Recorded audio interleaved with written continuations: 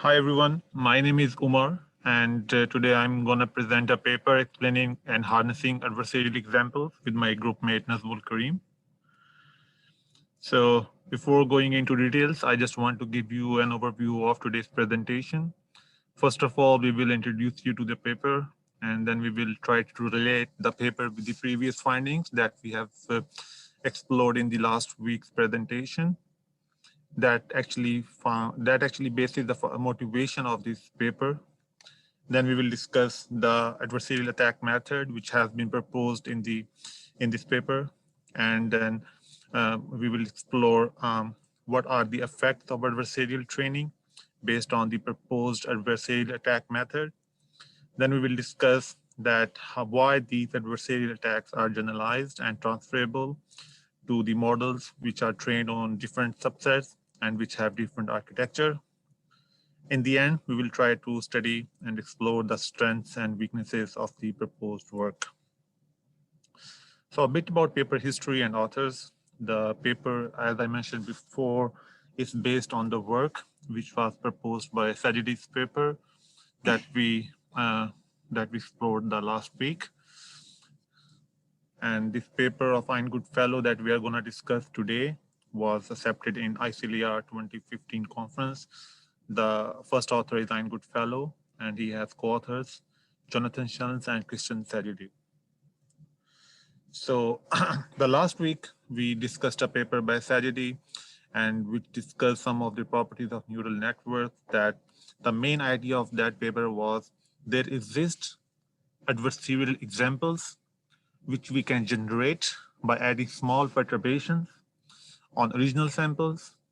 And these adversarial examples can actually fool the model in such a way that the model will misclassify them. The paper by Sajidi also mentions that these adversarial examples are transferable, which means the models which were trained on various subsets and have different architecture tend to follow the same trends for these adversarial examples, which means if we have two models which are trained on different subsets, these adversarial examples will exist for both of them. If one model is misclassifying those examples, the other models will also misclassify those adversarial examples.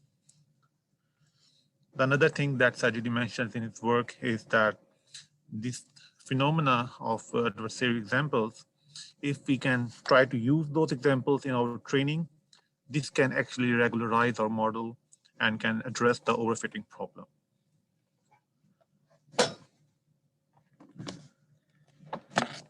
Hi everyone, I'm Nazmul. As for the motivation of this work, until this work was done, the causes of the adversarial examples was a mystery.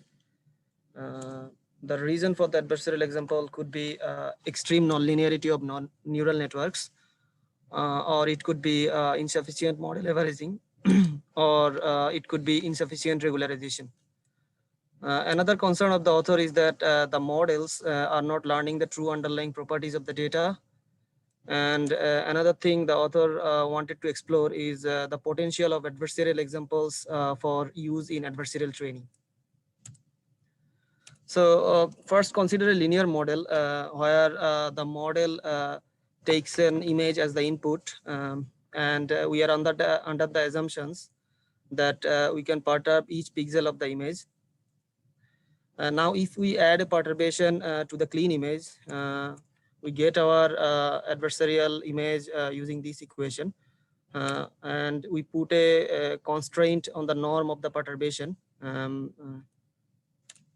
And the dot product of the weight vector and the adversarial example can be found using this equation. And now from this equation, we can see that the adversarial perturbation causes the activation to grow by this term, which is W transpose eta perturbation. And the maximum of this growth subject to the max norm constraint on eta by assigning the eta to be the sign of the weight vector. And we can see that the activation will grow by a term of epsilon mn, where the n is the dimensions of the weight, and m is the average magnitude of an element of the weight vector. Here we show graphically the change of activation output with respect to the dimension. This means that even if we add a perturbation which is constant and of very small value, because of the dimension of the input, the output change could be huge. And the summary of these findings is that a simple linear model can have adversarial examples if the input has sufficient dimensionality. So are these findings applicable for nonlinear models? So it has been shown that if we carefully tune a neural network, it shows linear behavior like the linear models.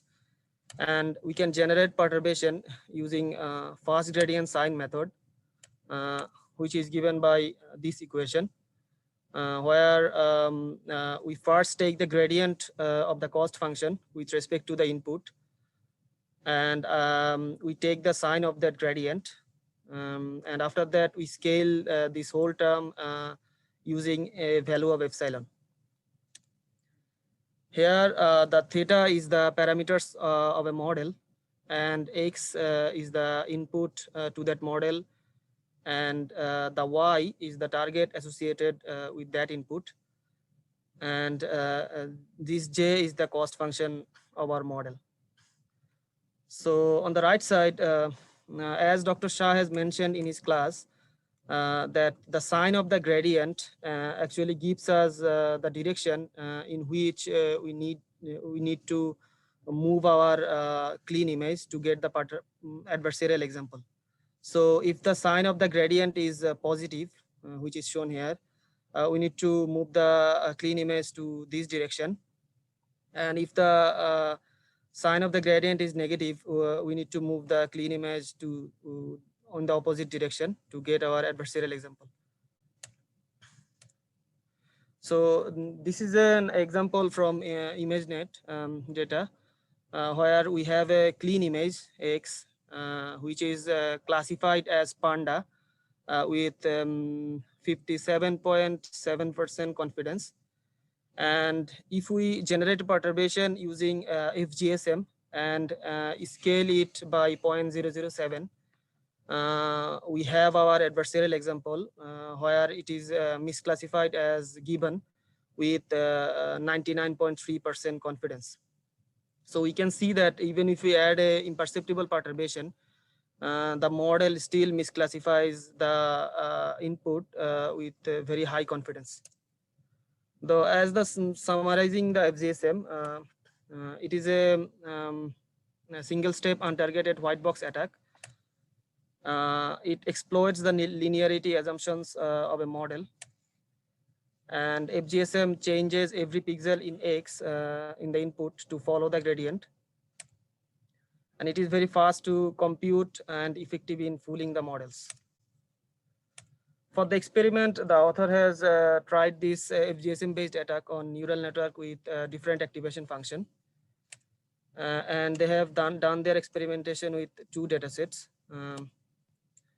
So for MNIST, with an activation of sigmoid, if we add a perturbation of 0.25 norm, we have an error rate of 99.9% with 79.3% confidence, which is very high.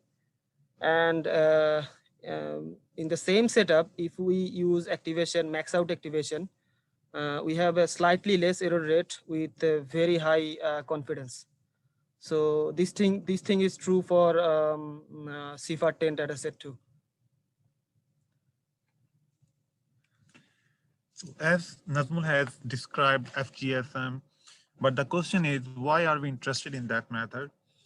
As Nazmul mentioned in the motivation, that we are interested to design a model so that based on that adversarial, we want to design an adversarial attack, because based on that adversarial attack, we want to modify adversarial examples. And then Based on those adversarial examples, we want to modify our training so that our model is more robust. So what is adversarial training? In adversarial training, the first step is we generate adversarial examples through our adversarial generation method, in which in this paper is FGSM. After generating adversarial examples, we assign them the labels. And then after labeling them, we retrain our model in such a way that now our training data also include our adversarial examples. So further going, we will discuss how adversarial training will work for linear and nonlinear models. But let's see how it acts on linear models. The author in his paper take an example of logistic regression model, which is a linear model. And in order to improve his point, he says that since logistic regression model is prone to adversarial attack, that is why we will try to incorporate adversarial training for such a model. He says that, okay, if we have a logistic regression model, and if we have our testing data, then it gives us 1.6% error rate on that testing data. But if we use adversarial examples and we test the model, trained model on those adversarial examples, the error rate can be as high as 99%. So taking this as a foundation, he says, okay, now let's go and say and decide how this adversarial training will impact our accuracy on adversarial examples. So before going further, I will just try to introduce you that what is logistic regression model. The logistic regression model takes real valued inputs and makes a prediction as to the probability of the input belonging to the default class. It uses the sigmoid function as shown in the figure. The assumption that the logistic regression model will make is that the classes are almost or perfectly linearly separable. The task is to find the hyperplane which is best in separating the classes. That leads us to the define an objective function shown here, which is a general cost function of the logistic regression model, and we want to explore how will the adversarial training impact the objective function. So this equation, as I just mentioned, is the logistic regression cost function. And now in the next slide, we will see how adversarial training will impact this equation. So here, as I mentioned before in the last slide, is a cost function. And we have a dot product in between of a weight matrix with an input sample. As Nazmul mentioned before in the last slide, that if we have an adversarial examples, then the dot product of that sample with the weight matrix will be given by this equation. Taking into that consideration, we will replace the dot product. Also, by the definition of FGSM, we have an eta, which is a product of epsilon with the sign of gradient descent. At this stage, I will introduce you to a new equation, which is the dot product of weight matrix transpose with the eta.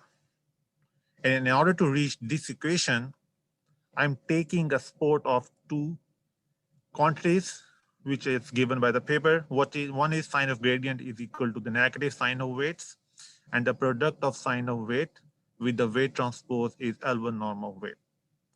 Taking that into consideration, I can derive another equation, which is this. So by replacing WT transpose dot product with X with this thing, I can actually take this here. And now my cost function will be modified like this. Remember, my previous cost function was this. Looking into this new cost function, which is after adversarial training, it somehow looks similar to L1 regularization, but in fact, it is not L1 regularization. What is L1 regularization? L1 regularization is a method of weight decay in which we try to address the overfitting problem. We add the regularization term to the loss term to make sure that the model does not undergo overfit. and we try to minimize both the loss term and regularization terms. There is a regularization coefficient lambda. If lambda is 0, we say the model will overfit. If hyperparameter lambda is very large, then it will add too much weight, which leads to underfit. So the equation for Elman regularization is by adding a term, as I mentioned before. This is Elman regularization in case of logistic regression model. Now try to compare it with the cost function, objective function that we just derived. Here you can see in the second equation, the penalty has been added to the model's activation during training, rather than added to the training cost, which is the case in equation 1. This means the penalty can eventually start to disappear if the model learns to make confident enough predictions. So that is why the author tried to prove that the adversarial training can be more beneficial as compared to L1 regularization. In order to prove his point, he did some experiments and eventually resulted that if we do adversarial training with epsilon 0.25, the results are very good. But if we use L1 regularization with coefficient 0.0025, the results are so bad that even on the training set, the error rate is 5%.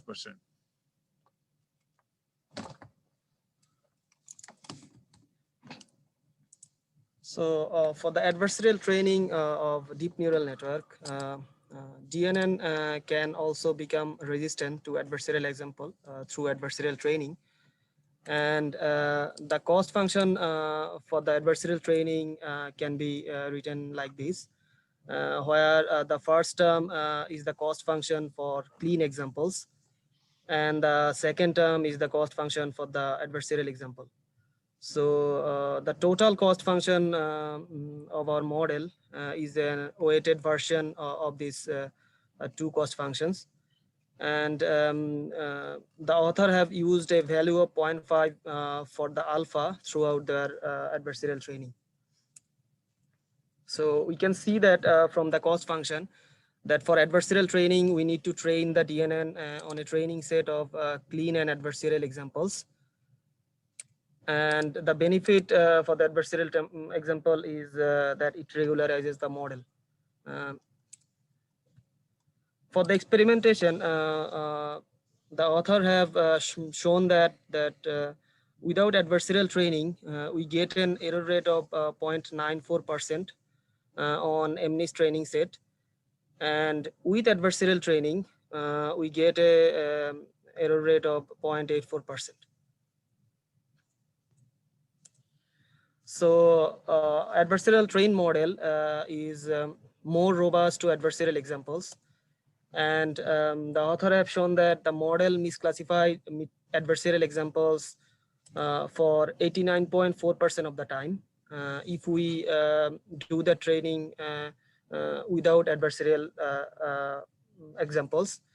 And with adversarial training, we get a misclassification of 17.9%. So it shows that the adversarial train model is more robust than the non-adversarial train models. But unfortunately, the adversarial train model still misclassifies adversarial example with high confidence. So it has been shown in the paper that the average confidence of the misclassified examples is 81.4%. So other considerations have the author have put in this paper is that what should we perturb? Whether we should perturb the input image, or should we perturb the hidden layer, or we should perturb the both. So after experimentation, the findings for this case is that the results are inconsistent for different settings. And the author could not give anything conclusive whether we should add the perturbation to the hidden layer. And adding perturbation to the hidden layer actually does not offer strong regularization as adding the perturbation to the input. So So till now, we have studied adversarial attack, which is FGSM, and we have also explored adversarial training. But remember, one of the motivation of the study is that why do adversarial examples generalize? So to answer this question, the tragedy has already mentioned that, okay, we have adversarial examples which are transferable, which are generalizable, but then what is making it like so? So why different models misclassify the same adversarial example? Previously, it was assumed that maybe due to some non-linearity or overfitting behavior, they show such behavior. But in this paper, Iron Goodfellows clearly mentioned that because of their similar linear behavior, the neural networks will exhibit such a response, due to which we say adversarial examples occur in broad subspaces. But what do we mean by that?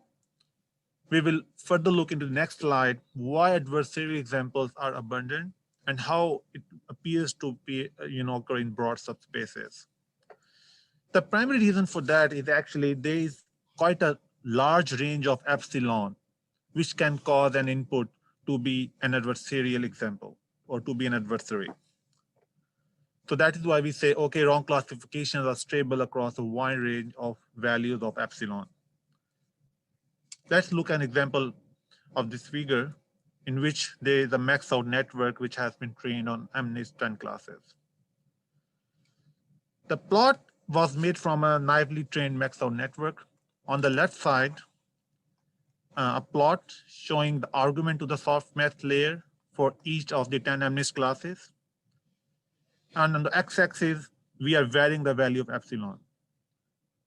You can see that the unnormalized log probabilities of each class are piecewise linear with the epsilon, and that the wrong classifications are stable across a wide range of epsilon value. Now look on the right figure. The correct class is 4, and the yellow boxes indicates that these inputs have been classified correctly, but all other inputs have been misclassified. So if we vary the value of epsilon by starting at the left top input and then varying it and going across right bottom input, then we can say for a large value of epsilon, the input is being misclassified. Only 5 times the classifier is making the right classification. So regarding generalization of adversarial examples, the author gives 2 hypotheses that the neural networks generalized adversarial examples because they all resemble the linear properties and they act as linear classifiers. The second thing is, he says with the current training methodologies and the provided data sets, which are similar, they share the same weights. As a result, the conclusion is the linear behavior is a major cause of cross-model generalization. In his work, author also tried to negate 2 of the hypotheses which were proposed in the previous studies. One of them is that generative training can help the model become more robust. But the author says that his previous work clearly mentions that the generative training is not mere enough against adversarial attacks. Another hypothesis that the author tried to refute is that assembling will not have any significant effect against adversarial attacks. He did an experiment by combining 12 networks on MNIST, and he said still the error rate was 91.1%. So as a result, he concluded assembling may provide limited resistance to adversarial perturbation. So as for the strengths of this paper, the authors have explained the possible reason for the existence of adversarial examples. And they proposed a simple and effective way of generating adversarial examples. And the FGSM method they have described does not use any iterative method, which is computationally efficient. And they have presented their case for both linear and non-linear models, which was very convenient. And FGSM-based adversarial training creates more robust models. And another strength is that the adversarial examples are generalizable. So the first weakness that I think in this paper is that author just compares the L1 regularization technique of weight decay, and limited experiments were conducted to prove the points against adversarial training versus weight decay comparison. The topic that we have not covered in this presentation that is a part of the paper is the study of model capacity versus adversarial attacks. The relationship established in the paper is not convincing and hence not been discussed during this presentation as well. Furthermore, limited experimentation has been done to prove the hypothesis about the generalization of adversarial attacks. I believe author could include some more neural network models or could include some more data sets and would be in better position to relate them. Also, I think there is not concrete explanation of attack transferability. And assembling has been refuted, but in later studies, it has been proven that assembling has been beneficial against adversary attacks. And so so I think further experiments could have been done to prove his point. So to summarize, again, the adversarial generation is due to the linear property of high dimensional dot products.